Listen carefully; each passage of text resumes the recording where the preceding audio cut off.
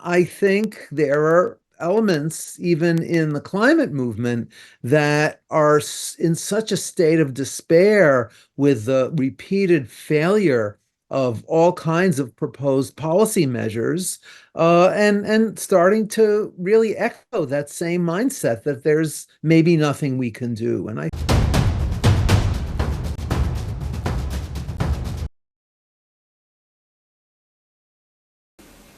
Hello, my name is Stanley Heller. Welcome to the Struggle Video News. Miraculously, I was able to connect with Anas Arafat in northern Gaza. I last interviewed him about 8 months ago when he and his family were living in an evacuated hospital. Anas distributes food, water, and other necessities via the group Plant the Land.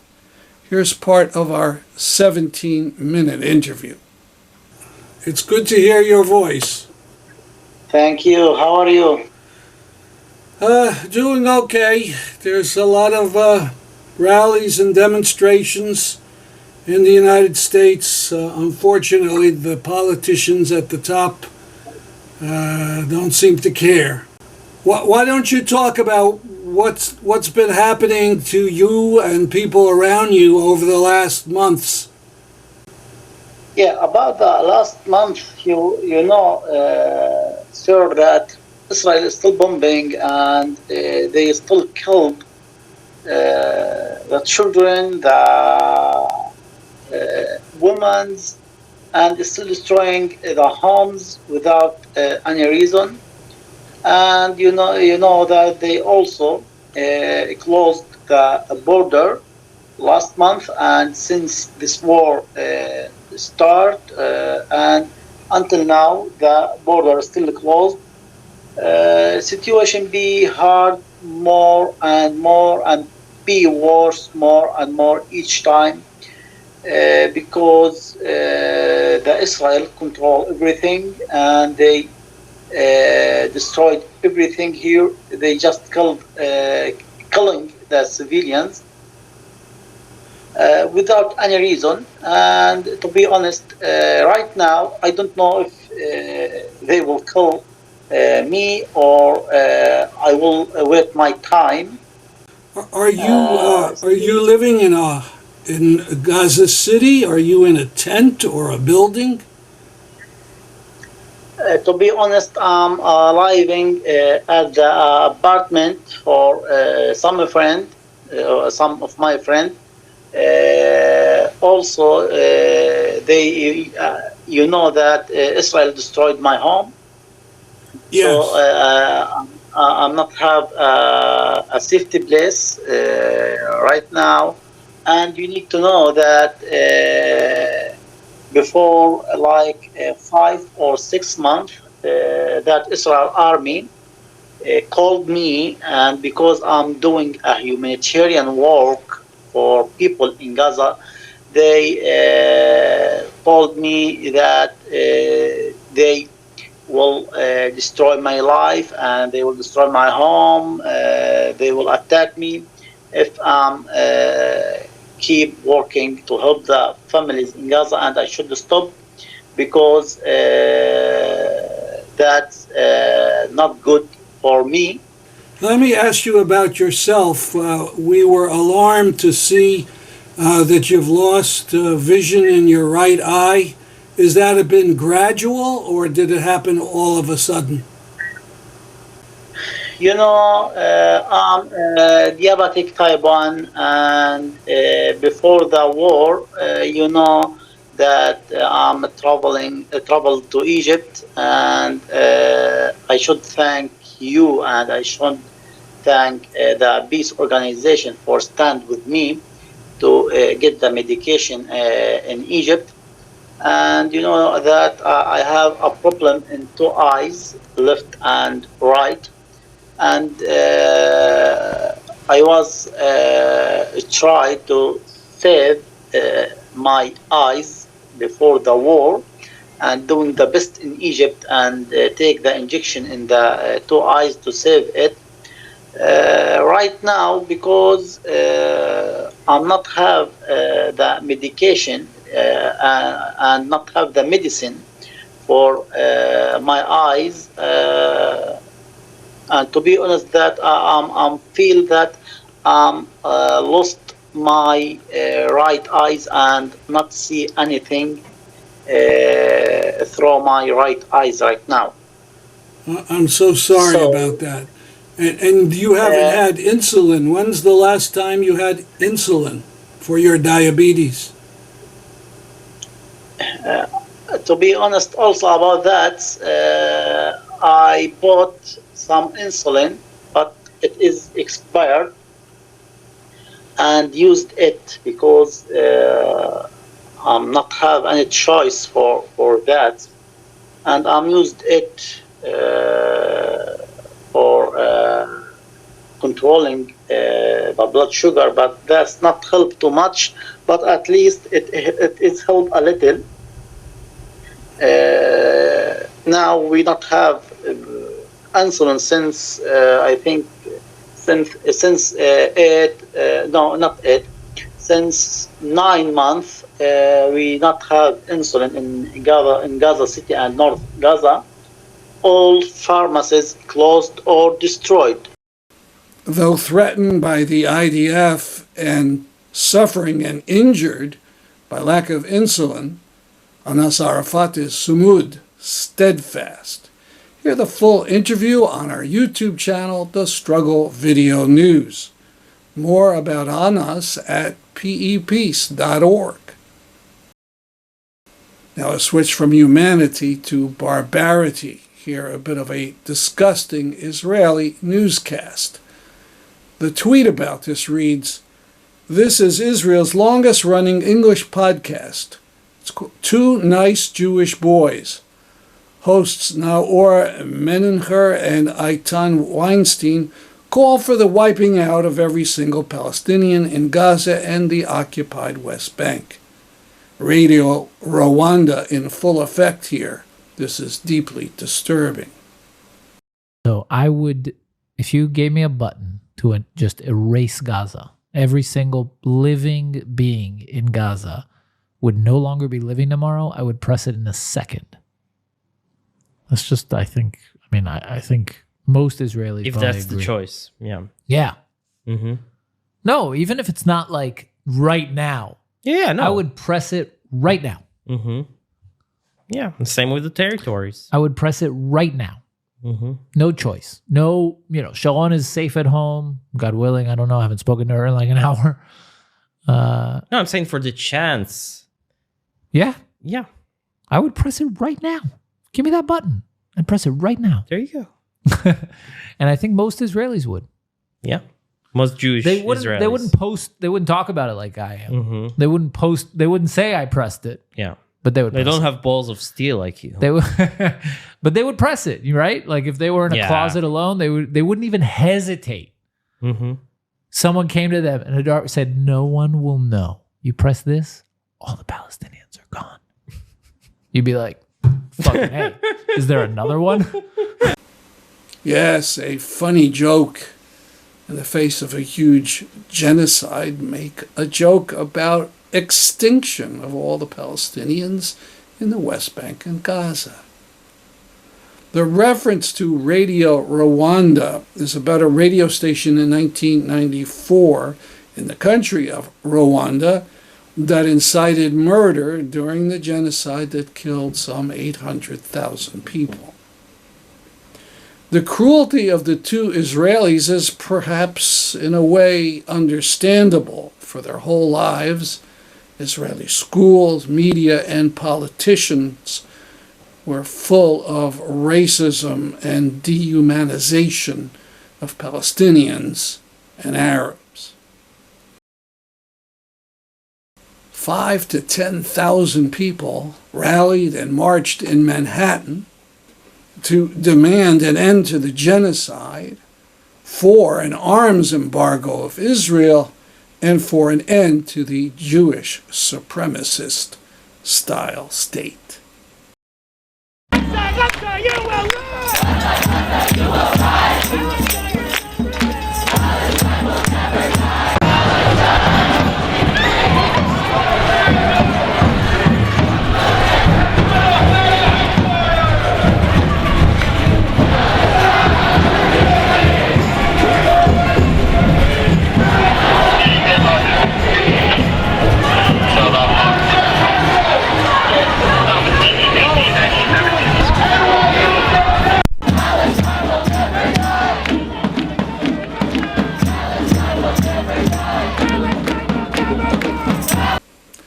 march went from 14th Street all the way up to 49th Street to the United Nations, and then down again all the way past 14th Street to Washington Square Park.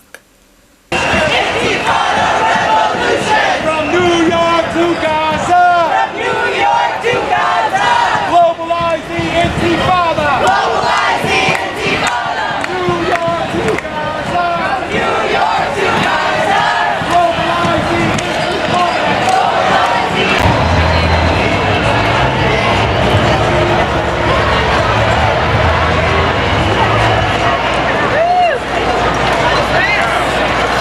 Free Palestine! Free Palestine!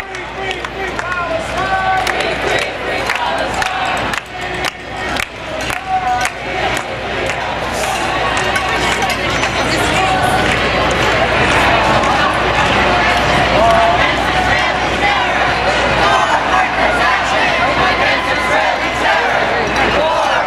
Against Israeli terror!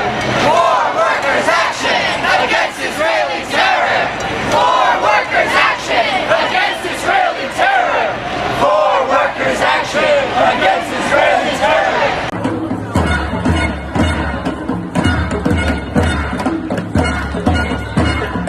And this one at the rally about a popular Palestinian podcaster.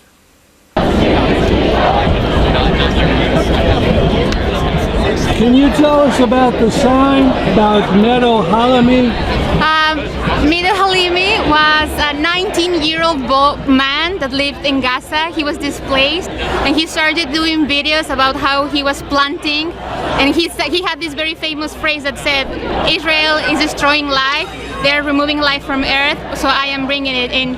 And then he started to do content videos about daily life in Gaza, what it was like the struggle, what he did to get food, to get money. He had a GoFundMe campaign, and he was very popular. He was just a young 19-year-old man. And then a week ago, he was at the beach with his friend. One of his last photos was a photo of him and his friend saying, "Finally reunited." And then a missile struck and shrapnel killed him. He was a beacon of joy, and I am very, very sad and moved by everything he did, and I cannot believe that he's gone and that the youth is being assassinated by the occupation. Sorry, I get emotional, but Sure. yeah.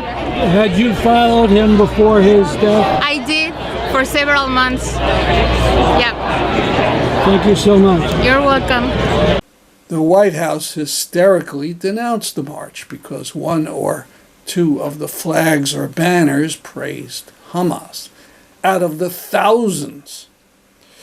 Regarding Hamas, look at this tweet from journalist Miriam Barghouti from the West Bank. She is reacting to Netanyahu calling for pressure on Hamas. It reads, "The greatest pressure you can put on Hamas is by taking away the reason it exists, Israeli violence and settler annexation. The moment Israel is held accountable, its settler militias stop from committing genocide, Palestinians themselves are going to tell Hamas, okay, there's no need for you now. Does Israel not understand that Hamas and the PLO and the PFLP and the PIJ were all birthed as a result of its colonialism?" And this alarming notice in an Israeli paper. Israel's been using warfare tactics in the West Bank for months, but this would be killing on a higher level, starting the slow creep that may become genocide in the West Bank. As we know, Israel kills with complete impunity. This is a photo of a Turkish-American activist shot dead during a protest in the West Bank on June 6th. Her friends said the shooting was obviously deliberate as she was far, far away from the shooter. Now another interview with Brian Tokar, who will deliver the Schaefer Lecture at 3 p.m. on September 14th, that's a Saturday, at the Unitarian Society in Hamden, Connecticut. Now, the title of your talk in September is Our Climate Future, Apocalypse or Utopia. Why express the alternatives in those extremes? Well, this is a way of thinking about the climate situation that I first came to, oh, probably about 15 years ago, in the aftermath of one of the major international UN climate conferences, at that time, the one in Copenhagen, Denmark, which was the first climate conference where the US was spoken for by representatives of the Obama administration. And going into that meeting, there were very high expectations that meaningful steps would be made toward curtailing the emissions that are responsible for all of the climate problems we're facing. Instead, the Obama administration went in and really overturned what had been a global consensus that there need to be enforceable measures to reduce excess emissions of carbon dioxide and all the other greenhouse gases, and move the UN toward this system that we have in place now of essentially voluntary measures being taken by various countries. And that kind of plunged the climate movement into a real state of despair. At the same time, I became aware that the currents of extreme apocalyptic and dystopian thinking in various spheres of popular culture were becoming almost overwhelming. That if you look at Hollywood movies, if you look at music lyrics, if you look at a lot of the trends that were being expressed on the internet at the time, it was clear that people's mindsets were descending into a very grim and dystopian outlook. As a social ecologist, and in our earlier segment, I talked a little bit about social ecology as a holistic social theory and a revolutionary understanding of the potential for a different kind of relationship between our human communities and the rest of the natural world. Social ecology is very much rooted in the opposite tradition, in the utopian tradition of radical social thought, which goes back hundreds and hundreds of years. People have always aspired to the potential for a better world and have always been drawn to images that help evoke a view of a better world that we can create and that we can live in. So I started writing about this dichotomy in terms of the dynamics in the climate movement and have been very, very much thinking along those lines ever since. Yeah, it's obviously necessary to explain how grave the situation is. And you would think people would react, I'm going to really, do things. But as you point out, you could have the opposite effect, totally demoralize people. And then on the ultra right, they can say, well, it's all lost. Let's, it's the chosen few or the rich, let's put it that way, will be able to live okay for a while. So there's no alternative. Let's live it up. And that's pretty bad. Yeah, the ideology of climate denialism has really shifted in the last few years as the evidence has become just incontrovertible. Whereas for many decades, we were hearing from the right wing and from fossil fuel apologists that climate change just wasn't really happening, or that our industrial capitalist system was not responsible for it. Now they're saying, well, maybe it's happening, but nothing that we do will make a difference. And I think there are elements, even in the climate movement, that are in such a state of despair with the repeated failure of all kinds of proposed policy measures, and starting to really echo that same mindset that there's maybe nothing we can do. And I think that's extremely destructive. James Hansen, who viewers might be familiar with, one of the best known American climate scientists, the scientist who first testified in Congress back in the late 1980s and raised the alarm about the effects of climate change beginning to be felt. Um, he wrote a paper about 10 years ago where he made it very clear that what we do now, even if we can't hold off some of the consequences, and we know we can't because we're already seeing the wildfires and the extreme hurricanes and the droughts and the floods and everything else.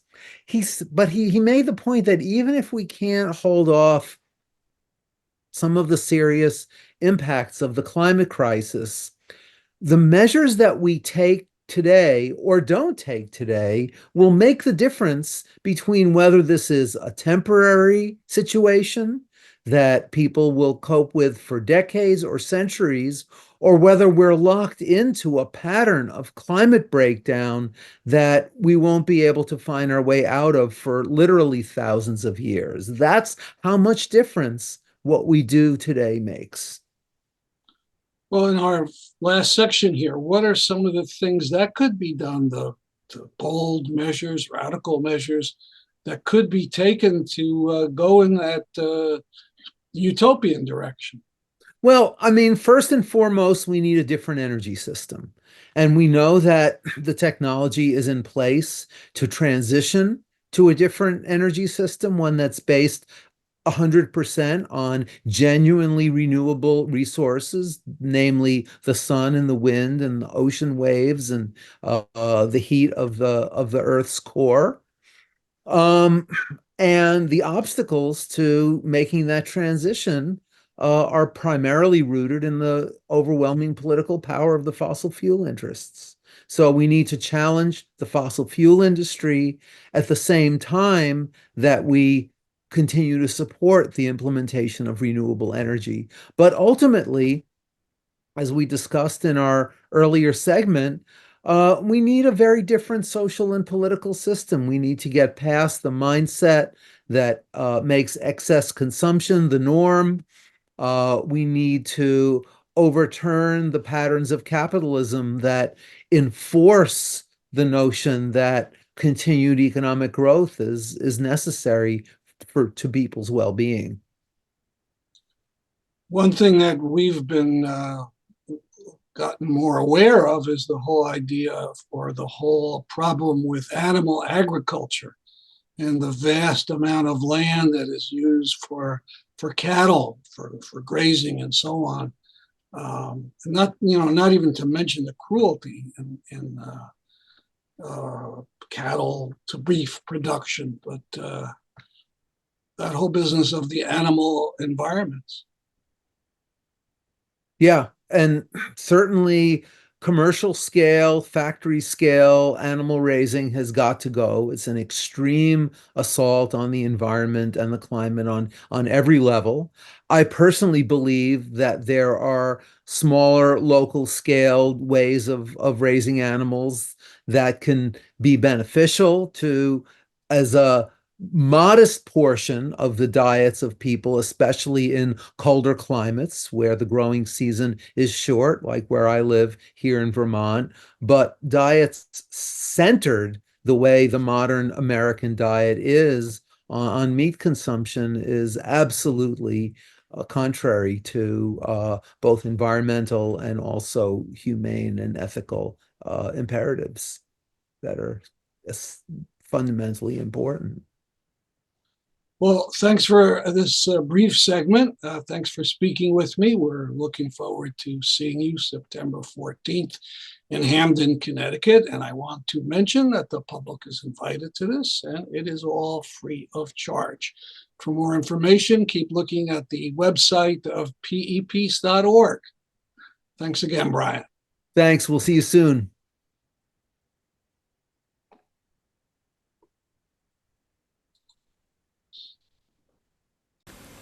Also speaking that day will be Melinda Tuhus, who is a journalist and a climate activist.